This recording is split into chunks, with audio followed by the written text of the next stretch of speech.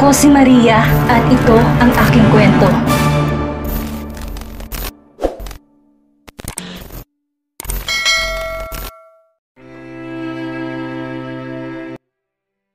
Masayang nakangiti si Sofia. Tiningnan niya si Carmela pero bahagya lang tong nakayuko. Sigurado siyang kinakabahan na si Carmela. Di na siya makapaghintay na mapahiya si Carmela pagkatapos ng dinner. Kamusta naman ang trabaho mo, Iha? Tanong ni Maria kay Sofia habang kumakain sila. Okay lang naman po, tita. Nakakapagod minsan, nakakagawa ng mga pagkakamali at mas lalo ko pang pinag-aaralan ng lahat, lalo na ang pagpapatakbo sa kumpanya. Nakangiti niyang sagot na ikinatango naman ni Maria. Ang balita ko, marami ka ng successful projects. I'm happy for you. Ang mga katulad mo ang dapat pinagkakatiwalaan sa kumpanya. Pagpupuri pa ni Maria, ikinangiti na mag-ina. Tiningnan ni Sofia si Adam, pero nawala ang ngiti niya dahil na kay Carmela ang paningin nito. Naiinis na naman si Sofia kay Carmela, pero kinalma niya ang sarili. Kapag siya na ang piniling magiging asawa ni Adam, sigurado wala nang magagawa si Carmela. So, anong plano natin para sa mga bata? Hindi natuloy ang kasal ni Carmela ngayong taon. Pwede naman nating planuhin ang kasal ni Adam at ni Sofia? Sabat na rin ni Shawnee. Napapakunot naman ang noo si Adam. Hindi pa ba malinaw sa kanila kung sino talaga ang pakakasalan niya? Well, that's a good idea. What do you think, Iho? Tanong ni Maria sa anak niya na salubong na ang kilay. Isn't it clear to all of you who I'm going to marry? Mom, we already talked about this. Aniya sa kanyang ina, na hindi na rin alam kung anong gagawin. Inis namang tiningnan ni Sofia si Adam. Si Carmela pa rin ba ang pipiliin mo? Ano bang meron sa kanya para siyang piliin mo? Ano bang kasunduan meron kayo para hindi magbagong isip mo? Naiinis na tanong ni Sofia kay Adam. Blanco lang naman siyang tiningnan ni Adam. Calm down, Sofia. Pagpapakalma na rin sa kanya ng kanyang ina. Hindi na natiis ni Sofia at masama niyang tiningnan si Carmela. Ano ba talagang sinabi mo sa kanya para umatras sa kasal namin at ikaw ang piliin niya? Sinira mo bang pangalan ko sa kanya? Galit na sigaw ni Sofia kay Carmela dahil hindi niya matanggap na ay siyang pakasalan ni Adam. Tahimik lang naman si Carmela at blankong tiningnan si Sofia. Nang makipagrelasyon ka kay Omar, inutusan ba kitang gawin yon? Nang malaman kong tungkol sa relasyon niyo, may narinig ka ba? Sinigawan ba kita? Sinampal ba kita, Sofia? Kung magalit ka sa akin ngayon, akala mo kung sino kang marinis. May dieng sagot ni Carmela. Di na alam ni Marvin kung paano niya patitigilin ang mga anak niya, lalo na't nakakaya sa mga festejo. I am sorry about my daughter's action, but as Adam's parents, gusto niyo bang si Carmela ang pakakasalan niya? May mga anak na si Carmela at iyon makakabuti sa pangalan ng anak ninyo. Sisirain lang ni Carmela ang pangalan ni Adam? Di na rin matiis na saad ni Shawnee. Hinilot ni Marvin ang noo niya. Naiipit siya sa gulo ng dalawa niyang anak. Hindi niya rin alam kung sino bang dapat niyang kapihan, kaya nanahimik na lamang siya. At para malaman ninyo, may record din si Carmela sa mental hospital. Hindi maayos ang pag-iisip niya. Yun ba ang gusto mo, Adam? Ani pa ni Sofia. Lalo namang nagsasalubong ang mga kilay ni Maria. Sofia is telling the truth. Nagkakaroon ng hallucination si Carmela. Nakakahiya para sa pamilya niyo kapag nagkaroon kayo ng member na hindi maayos ang pag-iisip. Dagdag ni Shawnee. Ginagawa na nila ang makakaya nila para siraan si Carmela. Tapos na ba kayo? Tanong ni Carmela, kaya napatingin sa kanyang lahat. Hilaw na lang siyang natawa. Gagawin niyo talagang lahat para siraan ako, no? Masaya na ba kayong sabihin sa ibang tao ang mga nararanasan ko? Does that make you feel better? Sa tingin niyo ba, ginusto kong lahat ng mga nangyari sa akin? Kung wala ako sa katinoan ng pag-iisip, sa tingin niyo ba, nandito pa ako? Ganyan ba talaga kayo? Ibababa niyo yung tao para lang umangat kayo at makuha ang gusto ninyo.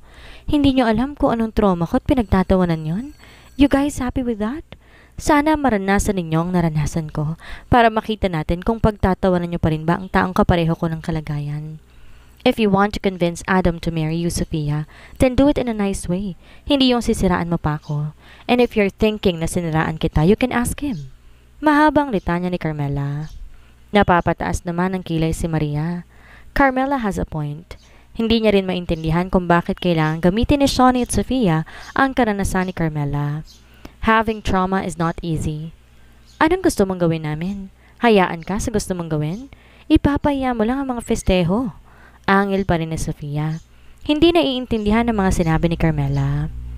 Bakit hindi ka na lang mag-focus sa mga anak mo? Hindi yung makikigulo ka pa sa kasal ng iba. Know your place, Carmela. Dagdag pa ni Sofia. Muling natawa si Carmela. Know my place? Sino ba sa atin ang di marunong kung saan lulugar? As far as I know, you are the illegitimate daughter.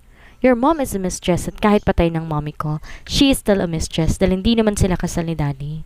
Sino ba sa ating dalawa ang nakigulo sa kasal ng iba? Hindi ba't ikaw yon, Sofia? Enough. This is enough. Kayong dalawa, lalo nyo lang pinalalaki ang gulo. Di na matiis na pag-aawat ni Marvin sa mga anak niya. Nag-aaway sila nang dahil sa isang lalaki? Ang baliw mong anak ang pagsabihan mo, Dad? Galit na sigaw ni Sofia. Napapailing na lang si Maria habang nakikita niya ang tunay na ugali ni Sofia. Ang akala niya isang mahinhin, tahimik at magarang na bata si Sofia, pero isa pala yung pagkakamali. Kung ano man ang desisyon ni Adam, irerespeto namin yon. Normal na makagawa ng pagkakamali si Carmela nang mabuo ang kambal niya. Hindi ba't mas nakakahiya kung ipinalaglag niya ang mga anak niya para mang marinis niya ang pangalan niya? Di na mapigilang sa ni Maria. Napatingin na rin si Adam sa kanyang ina dahil sa mabilis na pagbabago ng isip nito. Nagkatinginan din sila ni Sofia kay Maria at naparunok dahil nang mabuntis siya ni Omar ay ipinalaglag niya ang anak nila dahil ang akala niya ikakasal siya kay Adam. Tinago niya ang tungkol sa bagay na yun. Bahagya namang natawa si Shawnee. What do you mean, Maria? Tanong niya rito. Sumeryoso ang mukha ni Maria sa kanya tiningnan si Carmela na kalmado pa rin kahit marami nang nasabi sa kanyang mag-ina na hindi karapat-dapat. Well, para hindi na magkagulo at di na lumaki pa ang bangay na magkapatid, hahayaan na namin si Adam na magdesisyon for himself. Siya naman ang makikisama sa magiging asawa niya at hindi kami. Kung sa tingin ni Adam, si Carmela ang makakabuti para sa kanya, then we will let him decide. Gusto ko na ring matapos ang gulo na to at magkaroon man lang tayo ng tahimik at payapang dinner, ani Maria. Natawa na lang si Shawnee at hindi makapaniwala sa biglaang desisyon ni Maria. Don't laugh at other people's trauma because you don't know the pain they're feeling. So, iho, tell us. Sigurado ka na bang si Carmela ang pakakasalan mo? Choose wisely. Baling ni Maria sa anak niya. Tiningnan ni Adam si Carmela at si Sofia na hindi maipinta ang mukha. Of course, I will marry. Carmela, I hope you will give us your blessing, Mr. Hidalgo. Seryosong saad ni Adam sa kanya tiningnan si Marvin. Tiningnan naman ni Marvin ang anak niyang si Sofia na umiiling sa kanya. Hindi pa rin siya makakapayag na siya ang pinili. Isang malalim na buntong hininga ang pinakawala ni Marvin. Marvin, what do you think? Ani na rin ni Maria. Gusto niya nang matapos ang gulo dahil kanina pa siya nagugutom at gusto na rin niyang umuwi. Kung yun ang gusto ni Carmela, then I'm okay with it. Sukong sagot na rin ni Marvin. No! Sigaw pa ni Sofia saka siya nag-walk out. Gusto na rin umalis ni Shawnee pero nanatili siya sa upuan niya. Masama ang tingin kay Marvin. Gusto niya nang makaalis sa mga bisita nila para makausap niya si Marvin. Okay, then that's it. Is everything okay now? Pwede na ba tayong kumain at simulan na rin pag-usapan na magiging kasal nila ngayong taon? Nakangiting wika ni Maria. Wala namang sumagot sa kanila kaya nauna nang kumain si Maria. Sumunod na rin sa kanya ang asawa niya at si Adam. Hindi alam ni Carmela kung anong mararamdaman niya. Ang akala niya hindi niya makukumbinsi ang ina ni Adam para tanggapin siya bilang bride. Tahimik na rin kumakain si Shawnee pero kating-kati na ang mga paa niya upang umalis. Lalo na nang simulan nilang pag-usapan ang tungkol sa magiging kasal ni Adam at Carmela. Kailan niyo ba gusto magpakasal? Ngayong buwan na rin ba o sa mga susunod na buwan pa? Tanong ni Maria kay Carmela. Kapag naging maayos na pong lahat, kapag nakapili na po kami ng venue, theme, at kapag naayos na po namin yung mga kailangang isuot, saka po kami magde-decide kung anong date. Sagot ni Carmela na ikinatango naman ni Maria. Kapag natapos namin ang mga kailangan gawin ngayong buwan, pwede rin kaming kasal ngayong buwan. Wika naman ni Adam. That's good to hear then. Kayo nang bahala sa mga kakailanganin ninyo? Saad ni Maria saka siya sumubo. Nagkatingin na naman si Carmela at Adam. Tipid nang umiti si Carmela habang tumango lang naman sa kanya si Adam. Nang matapos ang dinner nila ay nagpaalam na rin si Maria. Nauna na silang lumabas habang naiwan pa si Adam. "Thank you for agreeing to our marriage, Mr. Hidalgo. Umaasa kung wala akong matatanggap na report mula sa fiancé ko na sinasaktan siya at ikukulong sa attic." Habilin pa niya bago tuluyang nagpaalam. Napabuga na lang ng hangin si Carmela nang tuluyang makaalis si na Adam. "Are you happy now? Nakuha mo na ang gusto mo, masaya ka na ba?" Galit na sigaw ni Shawnee. Kanina pa niya pinipigilan ng galit niya. "Shawnee, that's enough." Pag-aawat sa kanya ni Marvin. Gusto nang hilahin ni Shawnee ang buhok ni Carmela hanggang sa makalbo ito. "Enough? Hindi mo ba nakita kung paano tayo pinahiya na magaling mong anak? She called me a mistress at wala ka man lang ginawa para ipagtanggol kami ng anak mo. Hinayaan mo lang na pumayag ang mga festejo na si Carmela ang pakakasalan ni Adam? Para naman ang anak natin, Marvin?" Nanggagaliiting sigaw ni Shawnee. Sumasakit na ang ulo ni Marvin dahil sa nangyayari sa pamilya nila. Wala na tayong magagawa.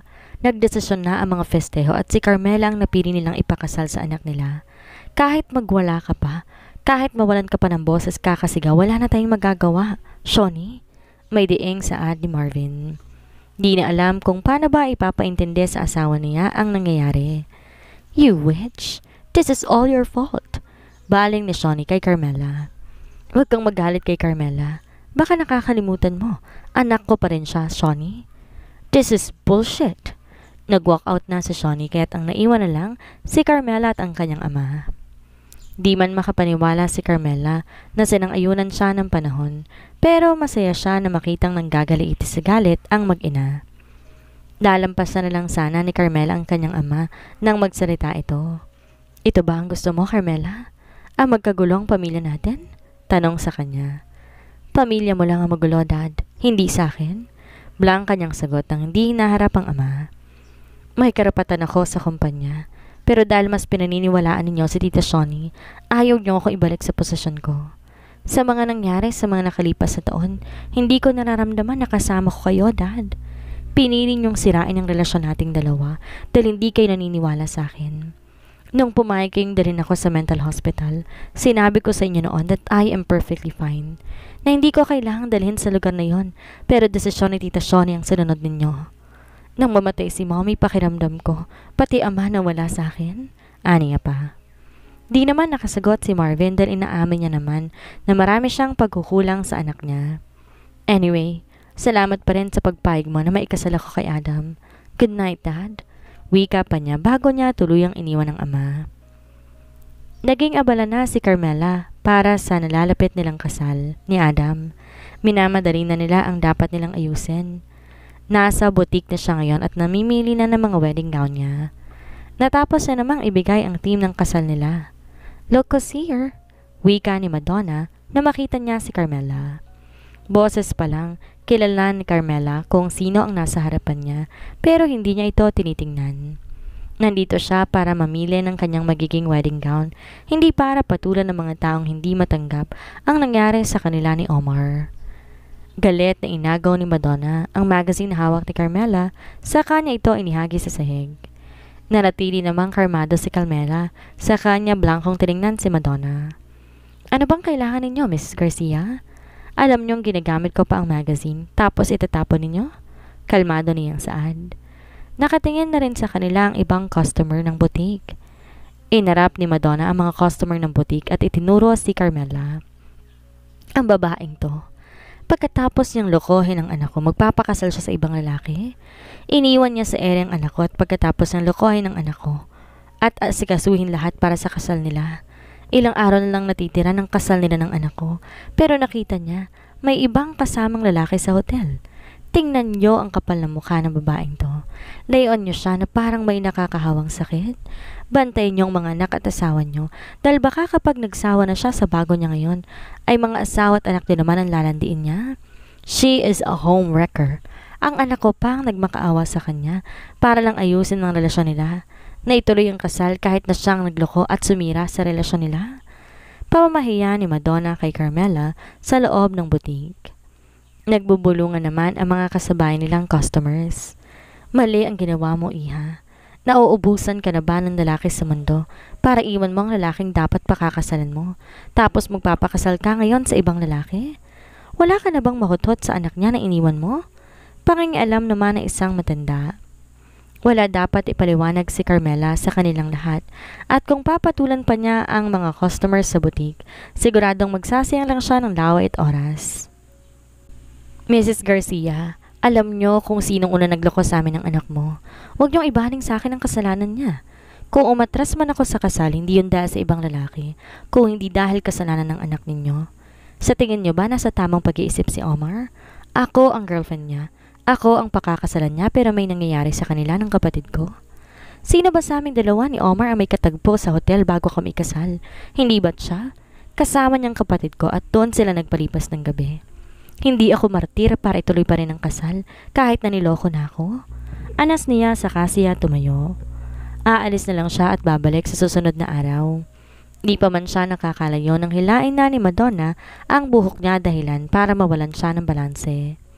Nang mapahiga si Carmela sa sahig, pumaibabaw sa kanya si Madonna at sunod-sunod na sinampal ang mukha niya.